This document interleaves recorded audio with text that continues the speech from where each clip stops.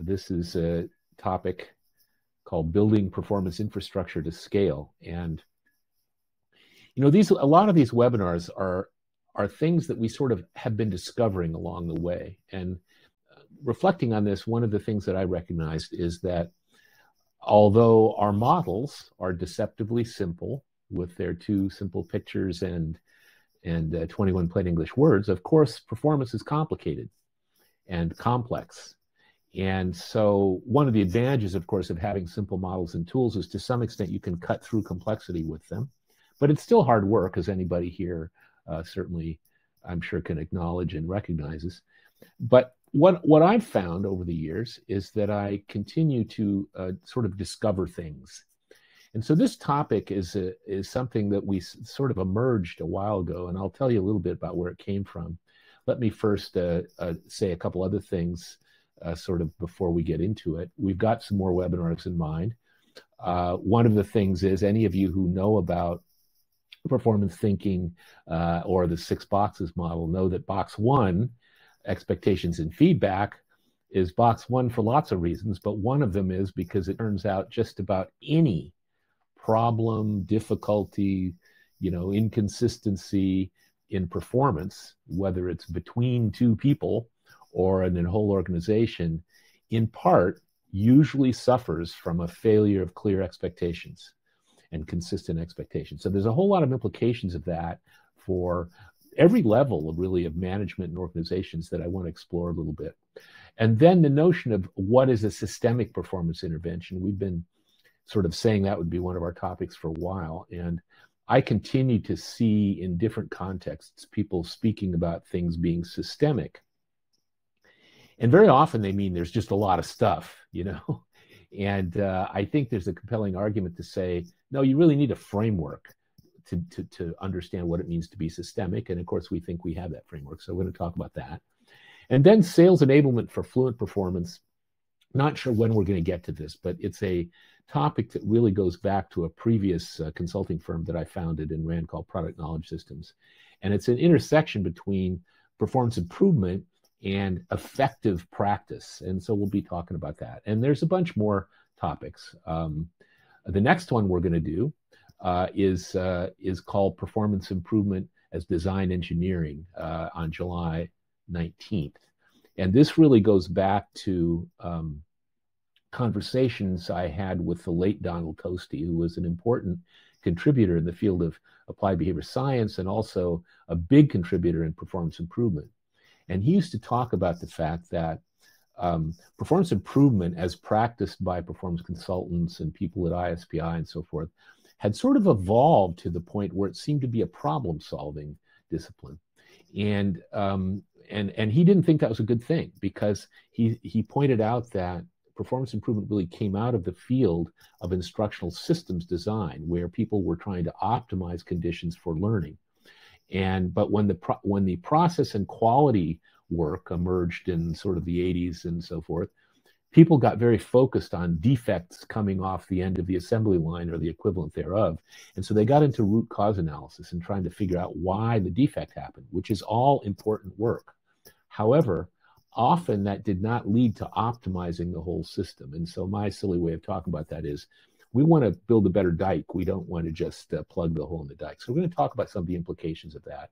And that little diagram on the left is not performance thinking. It's just one of the many graphics you can find on the web related to systems engineering or systems design.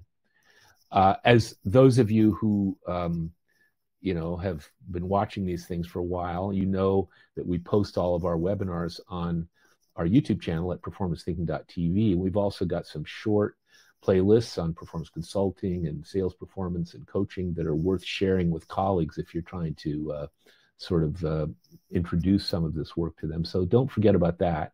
And also, I'll mention it again later, but you'll see a bunch of QR codes sprinkled throughout these presentations. And these are really intended as much as anything for once it's recorded and on YouTube, people can access lots of stuff. And we are building this list of study guides for our webinars. And if you point your phone at this QR code, you'll get a place you can sign up for that. So that's what that's about.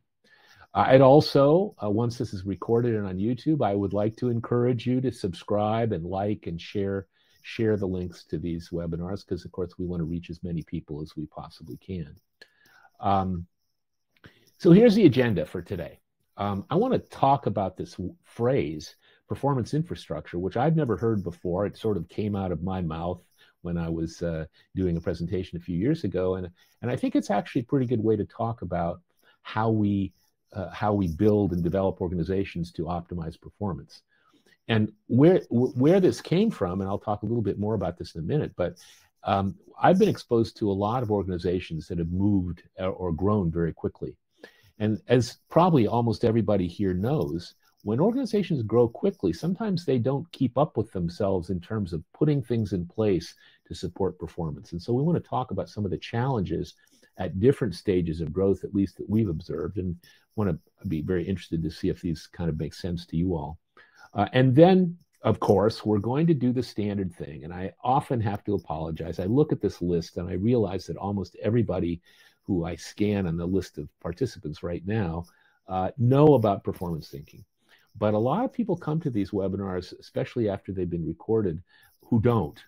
And so we're going to talk about the shift to accomplishments and then talk a little bit about performance thinking.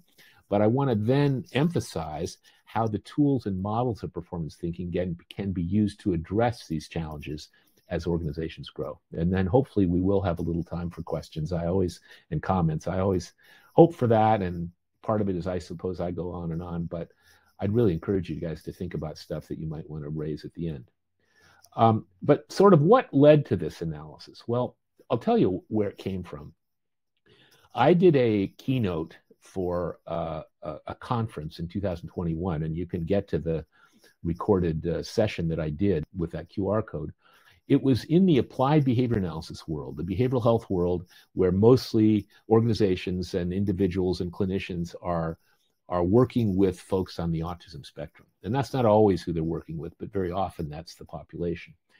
And as many of the people in this list, as I look to know, that field has grown at a stunning rate over the last 20 years. And so this is just one data set, but this is the growth in board-certified behavior analysts who typically work in these organizations. I couldn't get any data on the number of organizations, but you can see this stunning growth per year of folks qualified, certified to work in these organizations, to the point where now it's up around more than 60,000 new people certified per year. So that's a fast-growing that's a really fast-growing industry. And several of my colleagues here, Shane Isley in particular, Holly Alman, a couple other people who are with us in this group right now, are involved in that field. And we've served more and more people in the industry, in the emerging industry of applied behavior analysis. A lot of people come to our practitioner program who want to do organizational performance improvement. Shane has worked with a lot of small and medium-sized companies. I've worked with a couple of big ones too. And what we've observed kind of close up is what happens when organizations grow from sort of startup level to big. And there's some pretty big ones. And so when I had to do that keynote back in 2021, I thought, well, what can I do that would be useful to this conference, this Long Island conference on applied behavior analysis? And so that's when I first started talking about this. Both the phrase performance infrastructure, and also this notion that there's different challenges at each level. So that's where it came from. But since then, in the last couple of years, I've been looking more carefully across other industries. And anybody here who's ever been involved in, for example, software startups and other companies knows very well that when you are deep into those and they go from a few people to a lot bigger, there's some big bumps that you have to deal with. So that's where it came from. So let's talk about this phrase, performance infrastructure. What I would say is, when I use that phrase, I mean sort of the features of an organization that support human performance. And so for starters, we ultimately, if we're going to manage people, if we're going to develop them, train them, coach them, place them in functions and roles, we need to define roles, jobs, and also sometimes functions like departments or teams and their contributions. And as you'll see, we would use the word accomplishments or work outputs. So we need to define that, or otherwise it's pretty hard to manage a growing organization. And then the next thing that comes up that's rather important is every organization produces value with its processes. They're not always named or even identified, and very often they're sort of what I would call tribal knowledge.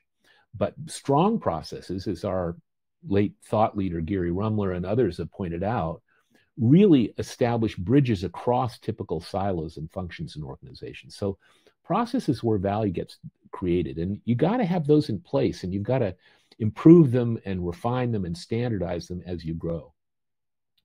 And then we have to have management. We have to have people who can manage others, both so those others will be productive, but also so they'll be engaged, so they'll be happy campers. And so we want to talk a little bit about that.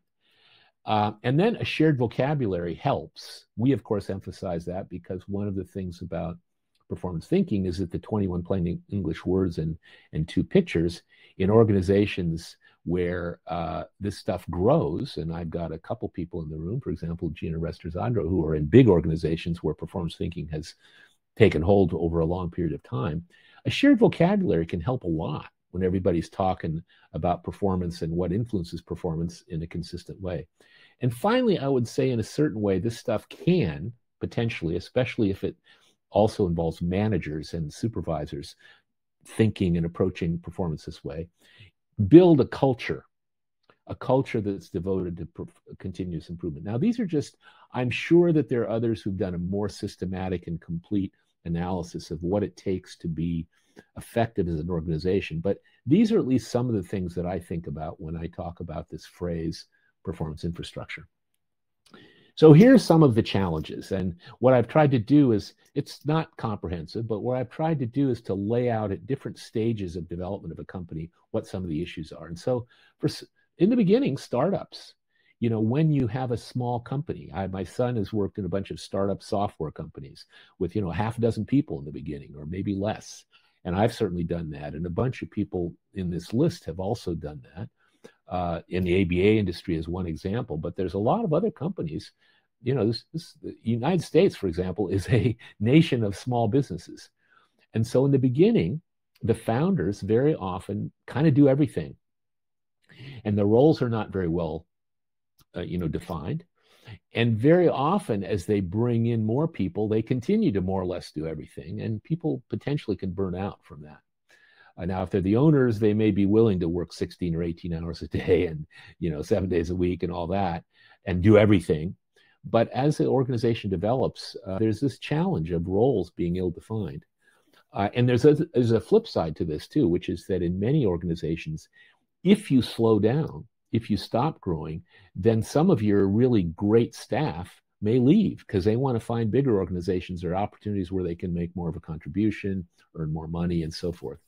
And then another thing that often comes up in beginning, startup organizations is there's costs that actually are kind of high for the size of the company because the company doesn't have many employees, doesn't necessarily have a lot of revenue earners.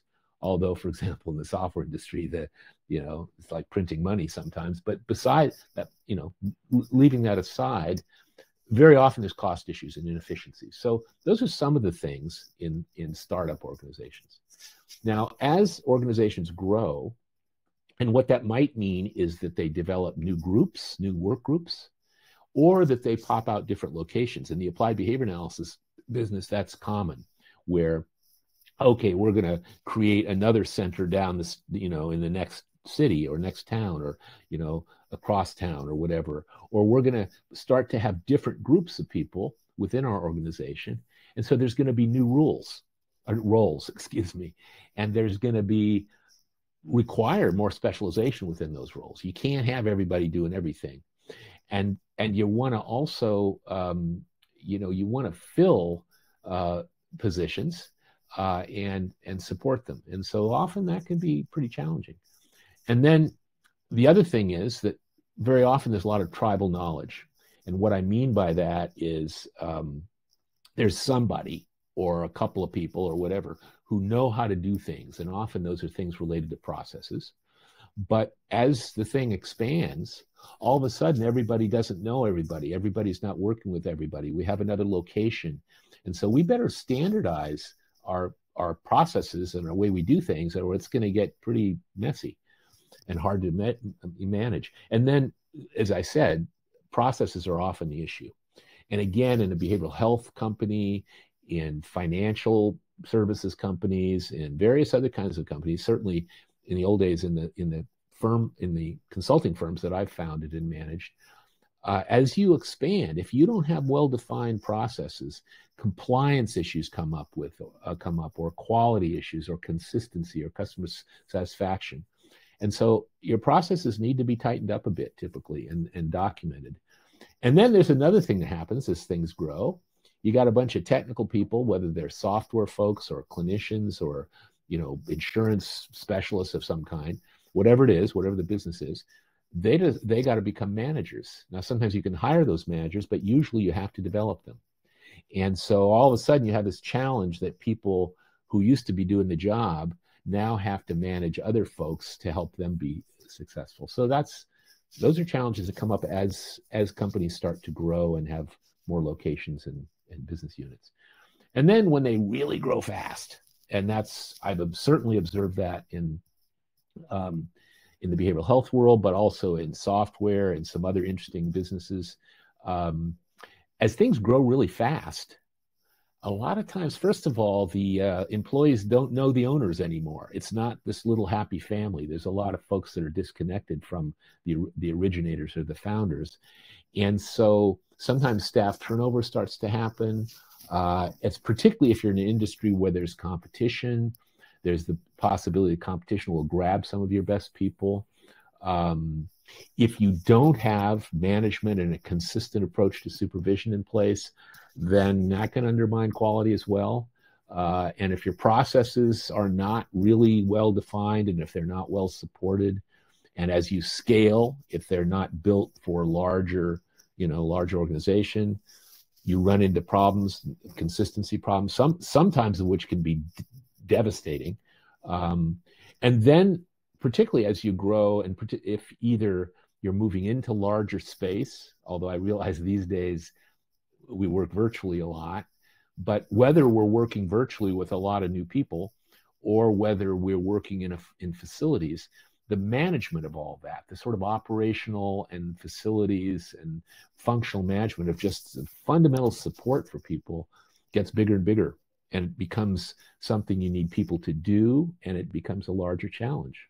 And often entrepreneurs or small business people didn't come in trained as business people. They came in knowing how to bake pies or deliver clinical services or develop software. And so the whole area of facilities management and sort of operations management is often a new thing. And you either hire somebody or some people who know how to do that, or you got to figure out how to manage it and manage costs. And then what happens in some industries, and I've seen it happen in high tech, but I've sure seen it happen in the applied behavior analysis world over the last few years, is that organizations start to grow by mergers and acquisitions. And even giant ones. I've had colleagues in large insurance companies, for example, that have joined with other companies. All of a sudden, you got two or more organizations that have different processes, different systems, different ways of doing stuff. And those things somehow need to be integrated, because otherwise it gets pretty confusing. Otherwise you've got little pockets, separate entities. And so when you bring in organizations through acquisition or merger, or new teams or groups, that can be an issue. And then implementation across those folks sometimes kind of fails because they do it the old way they always used to do it, and we do it the way we do. And whoops, what are we going to do with that? And then as a consequence of that, you get employees who are not necessarily happy campers, and they may not only be less engaged than they were or than they could be, or the quality of the service or the products or whatever they deliver starts to suffer. And then, when you don't have consistent ways of approaching all this, things can start to unravel. And one of the things I've observed it really originally I saw in the applied behavior analysis world, some of these companies are growing really fast, and they're growing by acquisition, and they're private equity involved. and they're trying to paste together groups that have different software to do the same things. And they run into regulatory compliance issues and things that cost serious money or problems. So and you can lose customers, and there's a whole bunch of stuff that can happen, and you can implode potentially. And then when you get to be very large and sort of maintain, but particularly if the organizations are still growing, again, if the processes are not optimized, and you're trying to ensure productivity and profitability, if they're not optimized, if there's not somebody really paying attention to that, then the organization may not be as successful as it could be. And so you have cost issues and waste and all of that. You have to build cost efficiency. You have to make things efficient, but you can't treat it as a straight ahead, spreadsheet exercise, because there are people involved. And so again, we've probably all seen organizations, and certainly since COVID, for different reasons than just growth, and then in the behavioral health world, where all of a sudden the people become sort of ciphers in a spreadsheet, and they aren't really treated in a way that engages them fully. And so that's a risk in its own right, both to productivity and to keeping your best people. And then bureaucracy grows. And so anyway, I'm sort of curious if this rings true. When I originally presented these kind of challenges, comparable stuff in the ABA world, they said, sounds like you had our offices bugged. But I'm curious, I'm hoping that some of these things make sense to you all. Any comments in the chat room would be appreciated, but not necessary. So those are some of the challenges. So let me now talk a little bit about performance thinking and the underlying elements of it, and then talk about how that can help with these issues. So as most of you know, really a big contributor to all this work was Tom Gilbert, who was a giant in the field of performance improvement, one of the real founding pioneers. He was also, thankfully, from great gratitude, was sort of a mentor to me for a few years. And he wrote in his very famous, in some communities, book, Human Competence, which is still around. Yeah, Erwin, absolutely, for startups, it's definitely true. And so Tom wrote this important thing. He said, in the great cult of behavior, by which he meant everybody, really. He meant leaders, managers, trainers, performance improvement people who tend to be trying to impact performance, except that they're all looking at behavior. And he says, in the great cult of behavior itself is viewed as an end rather than as a means to an end. But we must enable people to produce accomplishments, the valuable products of behavior. And the valuable is the important word there, because it's the products of behavior that we care about that are valuable. And so he called those accomplishments. And that's a great word because it sounds valuable and it's important. But what I've observed over the last 40 years, plus or minus, is that that word has been used a lot of different ways. And sometimes it actually means behavior, the way people use it. Sometimes it means giant organizational results. But so we coined the phrase work outputs. And like 10, 12, 15 years ago, we started calling accomplishments work outputs for two reasons. One is that the product of something, work, at least in the business world. And secondly, it's plural, outputs, because we insist that if you're going to use the notion of accomplishments, it needs to be something you can count. You can say, here's some good ones and here's some bad ones, and you can actually monitor and define them crisply. And they're valuable, as I say. Processes produce work outputs at each step, and hopefully each step within a process adds value to the work output. Individual productive employees contribute valuable work outputs. Service quality compliance are all about delivering the right work outputs. And also, potentially, if we engage them in this way, employees feel valued because they see the work outputs they produce. Just like I feel valued when I'm depressed in my living room and I say, wait a minute, I think I'll clean up the living room, and then my work output is a clean, neat living room, and I feel good about it. Well, that's true in the workspace too. And also, there's a phrase that my former partner, Cynthia Rhea, sort of came up with that I thought was beautiful, which was accomplishments liberate behavior. Now, what does that mean? What that means is that in many, many environments, and not necessarily in biotech factories or nuclear plants, but in many, many parts of work. You want to produce a thing of some kind, a decision, a budget, a plan, a relationship, whatever it is. But there might be lots of different strategies and tactics, behavior that you can use to produce those. And so one of the things that Tom Gilbert turned us on to was the notion that if you have individuals or teams that produce accomplishments or work outputs at extremely high levels, you can observe and analyze their performance and sometimes extract what he called exemplary behavior, which are the small things that let them be successful. And sometimes those are innovative. And so you can't maybe tell here, but this is Michael Jordan doing one of his outrageous in the air forms of behavior. And he's trying to get an accomplishment, a ball through the hoop. And you look at exemplary performers, and they vary their behavior a lot to produce an output. So that's another advantage of starting with accomplishments, is that you can look at variations and possibly improve the way people produce them. Now, I've already mentioned at least one of these people, but these are important contributors to this work. Dr. Skinner, who was my professor at Harvard, he taught me and many people in this group actually a lot through his books, through his teaching, and me, in my case, through independent studies with him. But really, he taught me that we can apply science to our own behavior and we can make a lot of improvements. That's what last month's webinar was about, really. And then Gilbert, who was a postdoc at one point with Skinner, took that into the world of work, as he described it, and did what he called performance engineering. And the elements of performance thinking really derive from Gilbert. And then Harless was a protege of Gilbert. He studied with him, and then he had a business with him for some years.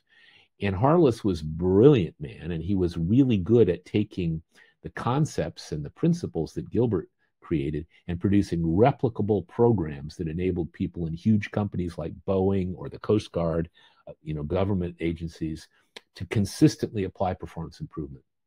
And then Og Lindsley, who was my friend and mentor for 30 years, he brought something different to this particular work. One of them was measurement based on counting, linking back to Skinner's measurement contribution. But also, Lindsley was very much about taking technical jargon and turning it into plain English, because when he went from Harvard Medical School, basic research, very academic, very sophisticated work, to working with special ed teachers who didn't know anything about behavior science, he realized he needed to create plain English equivalents of scientific language. So these people were all important contributors to this work. And of course, also, I always like to mention Steve Jobs, because even though I never met the man, and this really isn't a marketing bit, he introduced this notion of user experience and simplicity from the very beginning. If you think about him and Steve Wozniak taking this kind of hobbyist, soldered together stuff and putting it in a box that looked pretty good, that you could sit on your kitchen table and put your recipes in or do your accounting in, not knowing anything about how it worked, they figured out how to take complicated stuff and make it simple. And then, of course, design and development of the Macintosh. And it turns out almost everything else at Apple Computer, when Steve was involved, he imbued with the value of simplicity. And so there's a book that I've mentioned to many of you before, but if you haven't read it, it's worth looking at. Ken Segal, who worked with Jobs at both Apple and Next, wrote this book called Insanely Simple. And the quotation that I pulled out of it, something that Steve Jobs said, I think summarizes what we've tried to do over about the last 35 years or so, which is, Jobs said, when you start looking at a problem and it seems really simple with all these simple solutions, you don't really understand the complexity of the problem. And then you get into the problem and you see it's really complicated. And you come up with all these convoluted solutions, which is kind of like the field of performance improvement sometimes. And that's sort of the middle. And it's where most people stop and the solutions tend to work for a while. But you can keep on going and find the key underlying principle of the problem and come up with a beautiful, elegant solution that works. Now, I love this. When I first saw it, I said, wait a minute. That's kind of what I and my colleagues have been doing over quite a few years without really thinking about it so much that way. So if you look at this field of performance improvement, this is the International Society for Performance Improvement's HPT, Human Performance Technology Model. And it's kind of complicated. Now, you look at it, and if you're a sophisticated performance improvement or instructional design person or whatever, you look at it and say, well, just about everything is in there that I would ever want to do or know about. But if you show that to beginners, if you show that to line managers and leaders, if you try to teach it, it's a little bit overwhelming. And so what we typically found when we were starting to introduce this work to our clients in the early 80s was this kind of stuff. That's too complicated for me, man. Is this like, how long is this going to take? Is this analysis paralysis? I don't know about that. And so if you get very experienced performance improvement folks in that world, they will pull out of their heads whatever model or piece seems relevant to them. But that's because they're very experienced. That's not easy to replicate, easy to enable other people. And so we felt we had to do something different. And what happened over time was we developed this thing that's simple. And it turns out, as many of you know, it's 2 very simple models and 21 plain English words. And we can use those to teach people how to analyze and improve performance, how to communicate with folks that are not performance improvement nerds, across silos and levels, how to build communities of practice based on the shared framework, how to collaborate between specialists and management leaders and so forth, and basically how to accelerate results. And as we started delivering programs and training and documents and such based on this back in the early 2000s, we had a lot of our clients saying, you're giving us some tools, but you're giving us a different way to think about performance. So we adopted that phrase, we trademarked it eventually, and we named our company after it. And if you want to see a slightly academic talk I gave a few years ago, it was an invited address at the Association for Behavior Analysis International called Simple is Better. It's the evolution of not only this work, but some other areas where I've been involved in simplicity. You might find that interesting. So again, I'm just going to go through this really fast, but these are the elements of performance thinking. And we say that in order to improve performance, no matter whether you're leader, manager, performance consultant, it doesn't matter, you ought to have good answers to each of these questions. And the first question is, what is human performance? And by that we mean, what are the agreed upon elements that comprise performance? And if I ask a group, and some of you have probably done this, people have lots of good answers. They say it's producing results, or it's people behaving in a way that makes a difference, or it's making contributions or outcomes or whatever. All good stuff. But if we don't have a consistent shared language for this, we're all over the place. And so, what we say, following Gilbert really, is that human performance is behavior, people's behavior, that produces what we call work outputs, he called accomplishments, that contribute to organizational or business results. So in athletic environments, it's really easy to see. You got a person, the famous soccer girl, and if this were animated, you see she's kicking the ball, she's acting, it's a verb. And what's she trying to produce? Well, a goal, a ball in the net. And that's a thing. And we say it needs to be a countable noun, no verbs allowed. And then finally, why do we care about it? Well, because it contributes to organizational or business results. In this case, the score or the team winning, or if it's a corporate soccer team, then they're actually, revenue. So those are the elements, and that led to our model of performance chain. And so most of you know about this, but what we say is that there's these 3 elements. There's organizational or business level results. There's work outputs or accomplishments that are things, and those are different kinds of things. And they're valuable to the extent they contribute to organizational results. And then once we know what the outputs are, there's the behavior for producing them. And those are the elements of performance. And then there's behavior influences, all the stuff that's in place that either supports or gets in the way of performance. So that's the first model. And we focus on work outputs because that's the value. And so the question arises, how do we find those? How do we define them? Well, we find them if we look at a whole organization and we do a Gary Rumler kind of thing where we do a whole organization map. We say these departments and functions and teams are passing things around each other, reports, widgets, budgets, dollars, whatever it is. They're passing around a lot of outputs, and we can start at an organizational level and sort of drill down into the company and find those outputs of processes, individuals, teams, and so forth. I don't usually work at that level because I'm usually working with sort of global 1,000 companies, and I don't usually get to work with the CEO, but there are those who do. We can then look at the process level. Within the organization, there's an enormous number of business processes, and people are accustomed to defining business processes as a sequence of steps or behavior.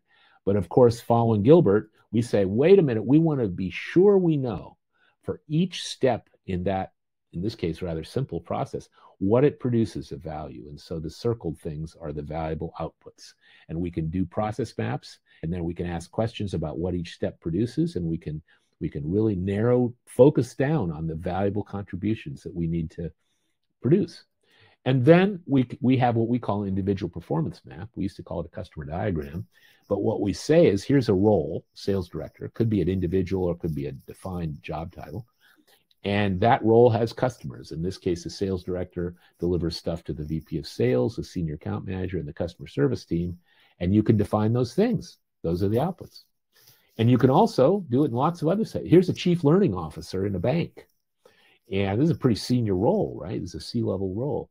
You can see what their outputs are. Some really interesting ones, like a strategy for a learning organization, or someplace in there, there's people who can communicate that strategy. There's some really cool outputs in this one. Okay, so that's the first thing. We define performance as behavior that produces outputs that contribute to organizational results. What influences performance? Well, we started out with Skinner's model. Discriminative stimuli establish, the occasion a response, which hopefully leads to reinforcing stimuli. Some applied folks turned that into antecedents, behavior, and consequences, ABC. And then Gilbert, when he moved into the world of work, recognized there's two levels of this. There's the organizational level things that the environment, in other words, provides information, enables you by giving you tools and resources and such, or what he called instruments to respond, and arranges incentives, hopefully, where are motivating. But the person, which is not a rat or a pigeon, but an individual, brings their peculiar knowledge to the table, and we need to be sure they have the right knowledge. And they have capacity. They're suited to the jobs or the roles that we ask them to function in. And so we select and assign people based on their characteristics, what he called capacity. And then motives are what the individual cares about, so that the incentives may or may not be relevant. If it's an incentive that doesn't appeal to my motives, it's not going to work for me. Or if the values of the organization don't line up with my, what I care about, et cetera. So this is a much more robust framework that we started using in the early 80s, but the language got in the way. So we had we started to partner with people, they kind of looked like that guy. And, data, like what is that? Does that come in spreadsheets, or what is that? Or instruments? Is that a violin or a ohm meter? Or what is it? So the language was problematic. And like a lot of other of my colleagues in the 80s, I started tweaking the language, but we user tested it. And we knew we had it right by the end of the 80s when we came up with this language. And we could teach people this, and they wouldn't make very many category errors from the beginning, and we could get more sophisticated over time pretty quickly. And so we didn't know what to call it, but Tom Hogan at Dun & Bradstreet, I was stumbling in front of a group of sales performance consultants that I was training at Dun & Bradstreet. I'm saying, well, this came from Tom Gilbert, but it's obviously not his language and stuff. And Hogan says, well, you always talk about the boxes. Why don't you call it the 6 boxes? So that's our second model, what we call the 6 boxes. And we can define a very robust set of positive behavior influences in the 6 boxes, and we can do the same thing with negative ones. And so then finally, what do we do with these things? How do we use these models to analyze and improve performance? Well, we have what we call performance improvement logic. And it's a very simple logic. We can apply it to just about anything. We say, what's at stake here for the organization or the business? Why are we doing this? Is this about market share or profits or safety or quality or customer satisfaction or regulatory compliance? What's important here? Okay, that's why we're doing this project or this work or this thing that I'm asking you as an individual to do. Now let's take a look at your work outputs, and let's identify them and be sure that they really do contribute to business results, because otherwise they don't have any value for us. Once you know the outputs, Now it's much easier to determine the behavior. We can observe successful performers, we can do task analysis, we can do a bunch of stuff, but it's the behavior needed to produce those work outputs up to standard or criteria. Once we have those three elements defined of the performance chain, we can then say, what are we going to measure here? And this turns out to be a really cool framework for measurement. In fact, I think maybe that's what we talked about last session. I can't remember, but anyway, last webinar. But this is a really useful way to think about what are the possible measures in here. You can measure those three things and what data are available and what's easiest to get and how often you get it and so forth. Once you have that kind of thought through, you then say, okay, let's take a look at the behavior influences for the behavior that produces these outputs. We analyze it. We figure out the pluses and minuses, what's working and what's not. Then we brainstorm things that would fix the gaps or improve the things that are not working optimally or would be more cost effective.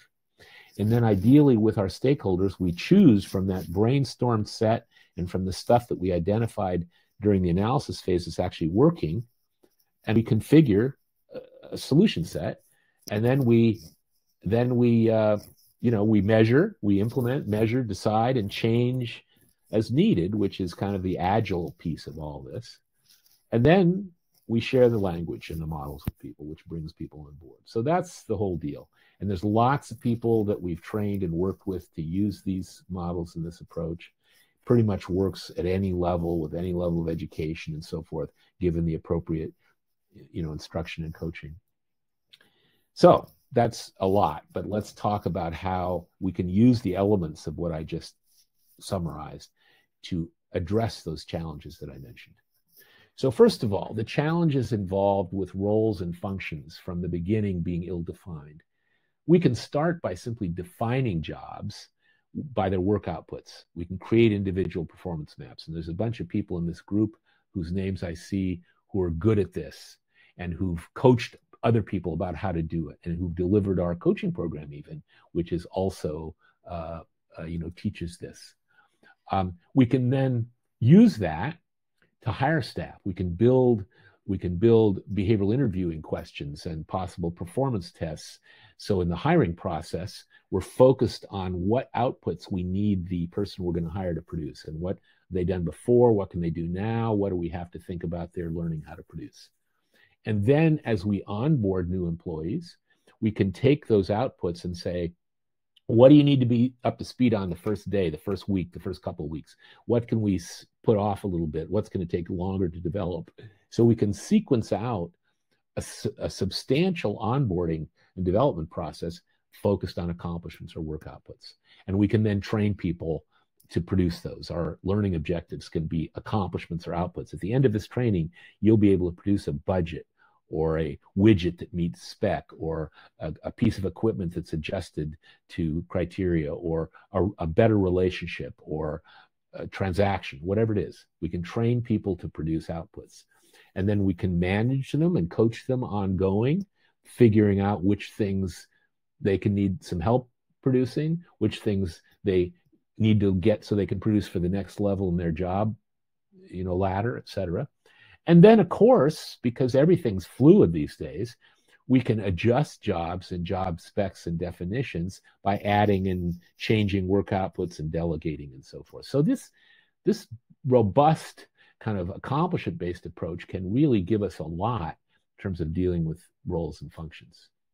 And so here's a senior human resource business partner, Barbara Buckland, who I guess is not with us today, but she and I work in a couple different companies to try to define the jobs of senior and regular HR business partners so that we could develop programs for them, which we have ready to pilot. We did that before COVID and then didn't get to pilot it, but we're ready to go. Anyway, this is some of the outputs. This is a pretty complete description of senior HR business partners in a couple of companies. Here's a clinical supervisor in the ABA world. Notice the blue things. Sometimes you can have the same output, in this case, a treatment plan, that are at different stages of development or approval. So you might have an initial treatment plan, but you clean it up for the clinical director, or you maybe change the language a little bit, or whatever it is for the caregivers. That's just an example. But sometimes you deliver the same outputs in slightly different forms to different people. As I already mentioned, we can build training starting with accomplishments. This was one of Joe Harless's major contributions. If you start with the job title and say, what are the major outputs of that job title? And then you say, what do they need to do? What are the tasks and steps?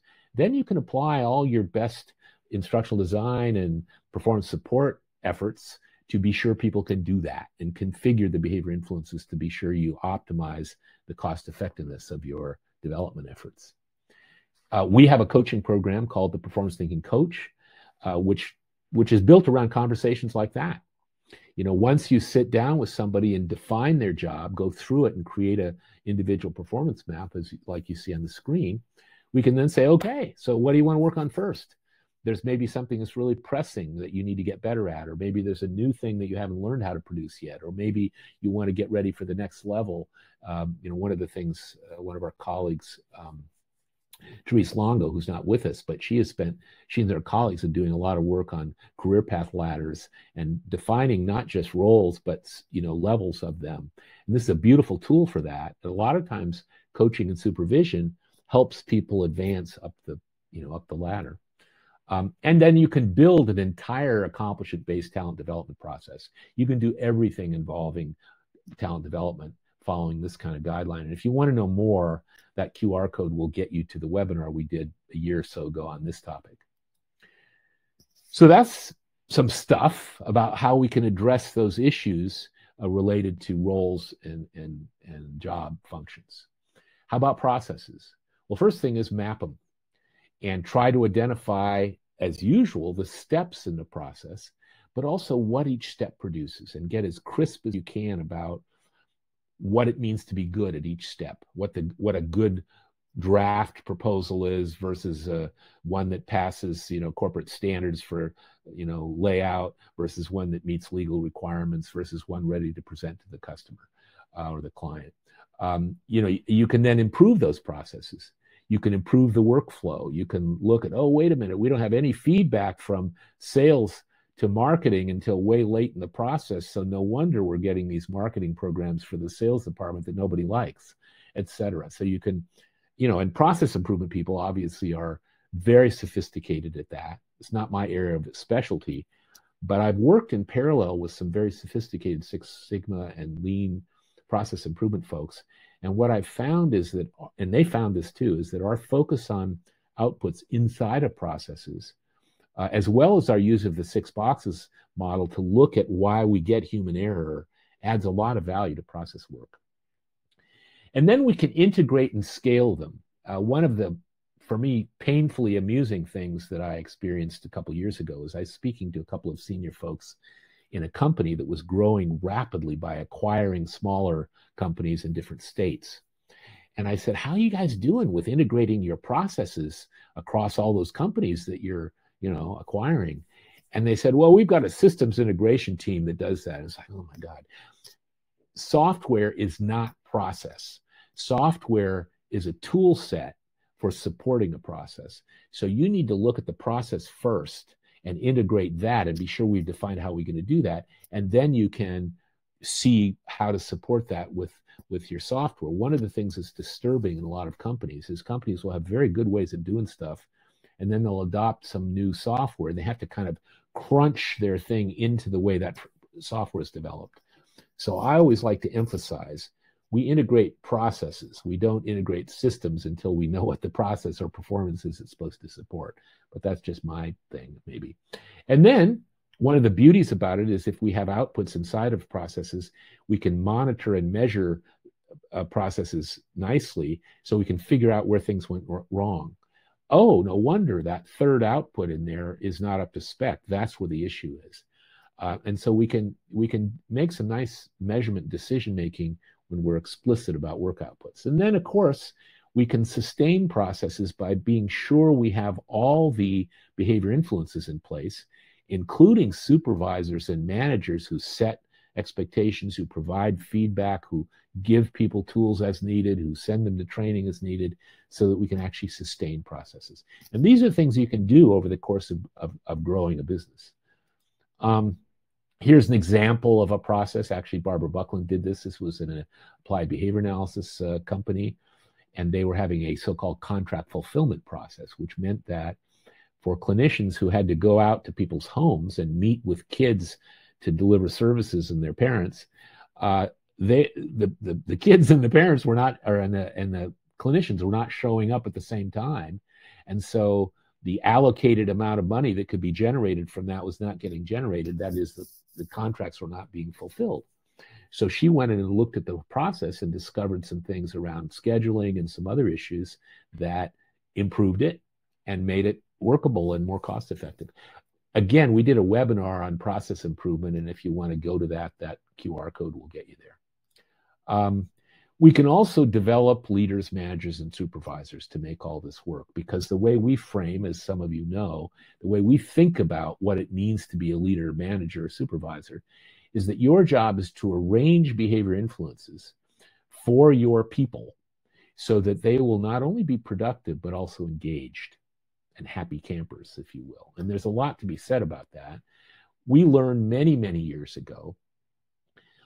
In fact, the reason we have the word attitude in box 6, motives and preferences and attitude, is what we recognized was if you're working in an environment and the first 5 cells of that model are all kind of positive and aligned and working, you're going to be pretty happy when you walk into the office or turn on your computer in the morning. On the other hand, if that stuff's all screwed up, if expectations are conflicting, if you're given expectations, but then there's no consequences aligned with it, if your tools and processes and workflow are not very good, if your physical environment doesn't work, if you haven't really been given a way to develop the skills and knowledge, if you're not the right person for the job, it's not so good. And there's probably no way we can just fix it. So that we learned that years ago. But then we started recognizing a little more depth. First of all, one of the beauties of work outputs is it's a lot easier to explain to a person how this work output, even if it's a simple little thing, contributes to some organizational result than to describe how their behavior does that. And so one of the things we always teach managers and performance improvement people is be sure to help you people understand, once they know their outputs, how those contribute to the organization. And then Aubrey Daniels brought us the phrase discretionary effort many years ago. And he pointed out that in many work environments, people are working on deadlines. And so everybody freaks out until the deadlines hit. So nothing bad happened. And then they do it again. Nothing bad happened.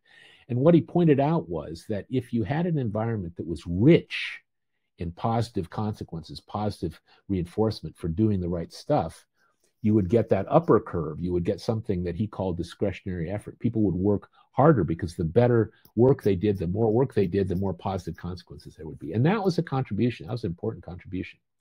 But there's more to it than that. And we encountered the Gallup poll about 10 years ago. And the Gallup organization has been doing this employee satisfaction survey for years. And it's elegantly simple.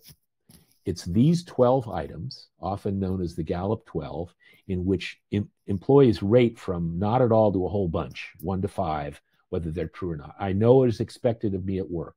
I have the materials and equipment I need to do my work right. At work, I have the opportunity to do what I do best, etc. You can read them. And what they found was that if you look at the organizations and sum up their scores on these things, that if you look at the top quartile of organizations on that survey, they're significantly better in terms of absenteeism and turnover, 37%, or at least this couple of years ago, this is the way it was. Fewer safety incidents, fewer product defects, higher productivity, higher profitability. This is real stuff that, you know, the people in the C-suite are going to pay attention to. And so I had this big insight after I learned about this stuff and was sort of thinking about it for you. I said, wait a minute, what if we take those 6 questions and sort them, or 12 questions, and sort them into the 6 boxes? Now, you could quibble about which box they each go into. In some cases, maybe they go into more than one, but this is not a bad fit.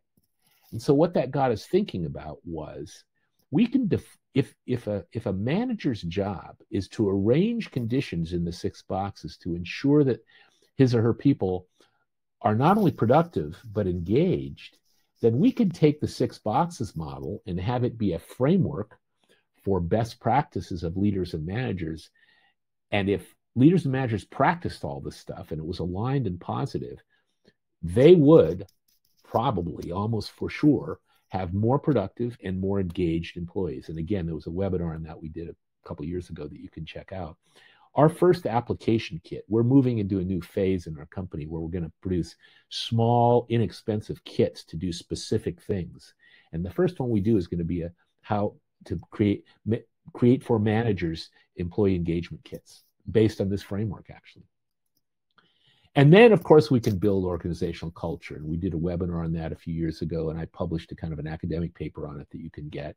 But that's the ultimate thing. If you do all these things that I've just described, where you get as crisp as you can about people's job expectations and roles, you hire them and train them and support them around those roles. You look at processes and you optimize those processes so that they work well, they're cost effective, and so forth.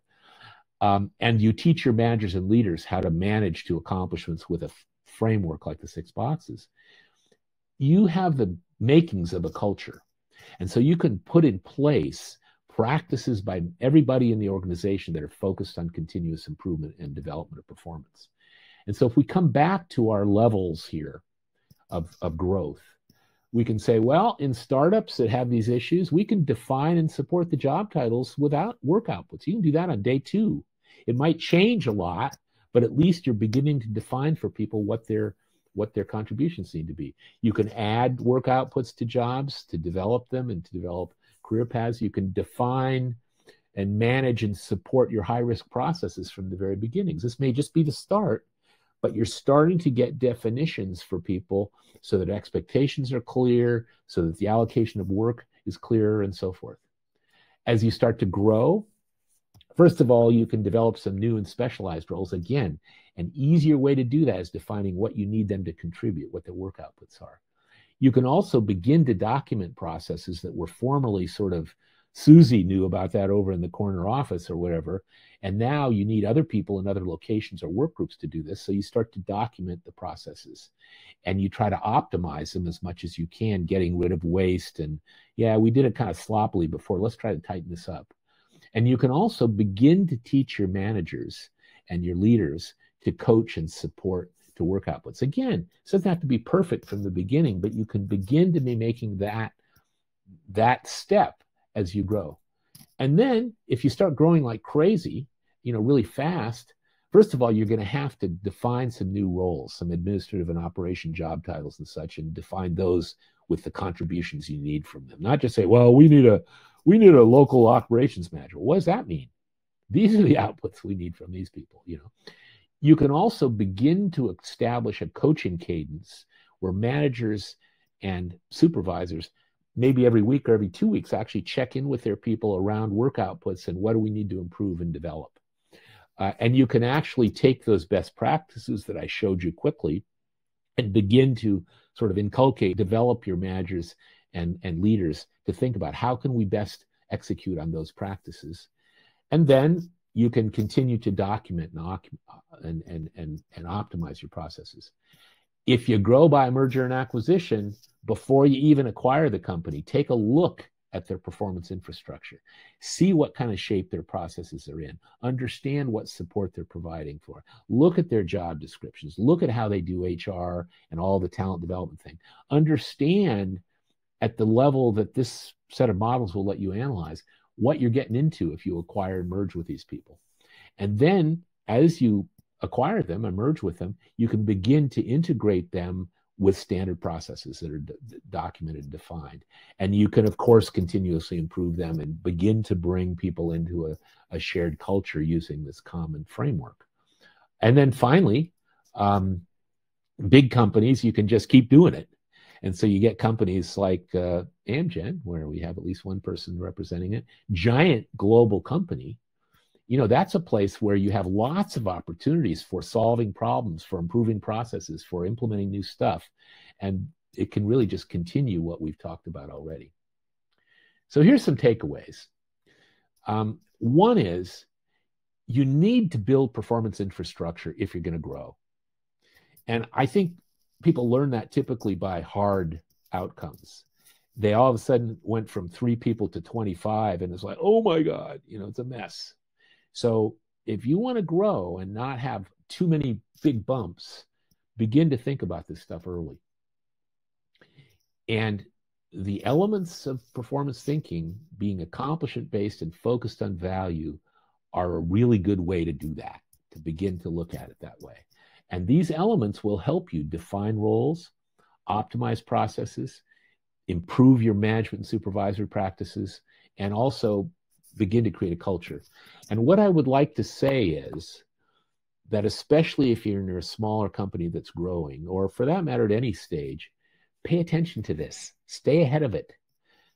You can, if you begin to learn this approach, you can anticipate these issues and begin to address them. And one of the advantages is this is not too nerdy. Applying it might get nerdy when you got complicated performance, but the essentials, the 21 plain English words and the two models, make a big difference. So the shameless commerce thing, and I know I'm going a couple minutes over here, but the shameless commerce part of this is we've got a practitioner program that's sort of the mother of all of our programs. It's open and virtual. It starts September 11th, and we've already got some people who are going to be in it, but it's got seats left. And so I really encourage you guys, check it out through the QR code.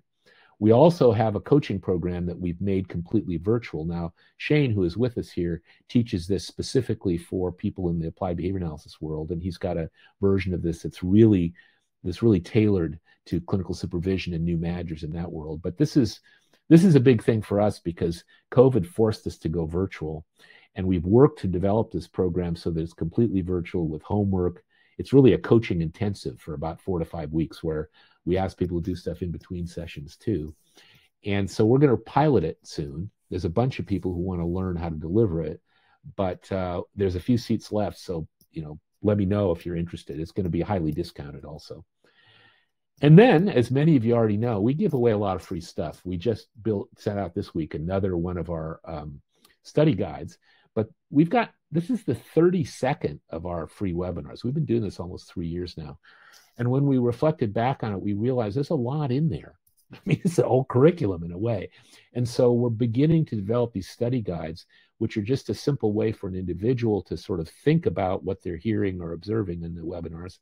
And if they're in a small group, have discussions about it. In fact, we have some colleagues out there who are doing stuff like in ATD chapters or within their companies or among colleagues, beginning to have study groups where they pull out the study guide and they watch the videos and they have discussions.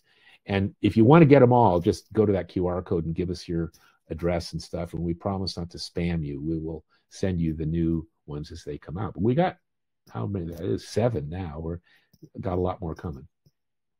So I don't know. I thank you for sticking around. Comments or questions? Okay, so Christina, I will do that. I see you're interested in the coaching program. Can you just email me at carlbinder@sixboxes.com and prompt me about that? I will try to remember to do that for sure. But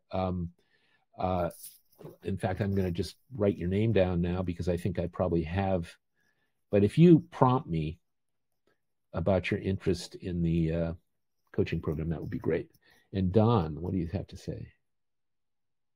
Okay, so you like organizational or performance infrastructure. Cool.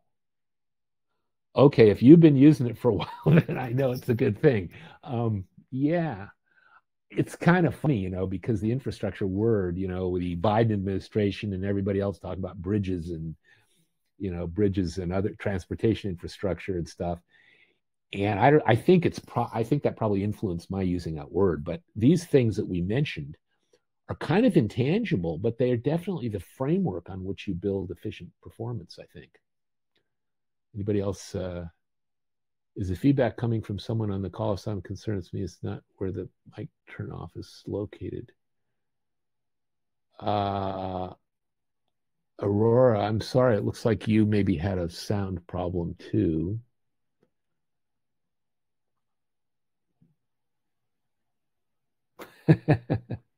Thanks, Don. Any other comments or questions that you guys might have? We'll send out the link in a couple days, and so you can always find these things recorded if you want to look at them in more detail. And I'm always happy to respond to emails and such. The only reason I ask you, Christina, to do that is because I get about 500 emails a day, and I get behind really easily. And so if you want a timely response, email me. We'll at least make it more likely that I'll see it. And in fact, I will even do this. Let's see if I can do this. If you guys want to text me, there is my cell phone number. So if you're interested in the coaching program in particular. The virtual coaching program, I don't know yet about when. There's one of the things I mentioned in passing was we've got at least 4 people, one in New Zealand, a couple in the US and so forth, who want to become certified. Thank you, Gina, who want to become certified to deliver the coaching program. In order to do that, you got to go through it and then co-facilitate it with one of our folks a few times. And we thought that was going to happen at our Summer Institute, which was supposed to have been happening this last weekend. But we canceled it a couple months ago because, like a lot of our colleagues, it turns out, companies are not spending money. And so we were in this place where usually we would have a full house, and all of a sudden we had very, very, very few people who apparently could even afford to come. So we didn't have the open program at the Summer Institute. So we're going to do an open one, but I'm going to do a little bit more research. What I'm hoping is that the pilot will happen sometime in sort of August, September timeframe. But we're juggling a lot of stuff right now. So I want to, first of all, poll some of those folks that want to get certified. So keep in touch. I think you do already, but email me, prompt me, or whatever, express your interest in that, and we'll keep you up to date on it. Anyway, thank you, everyone. Appreciate your presence. I appreciate a few of your comments and questions. And come back next time.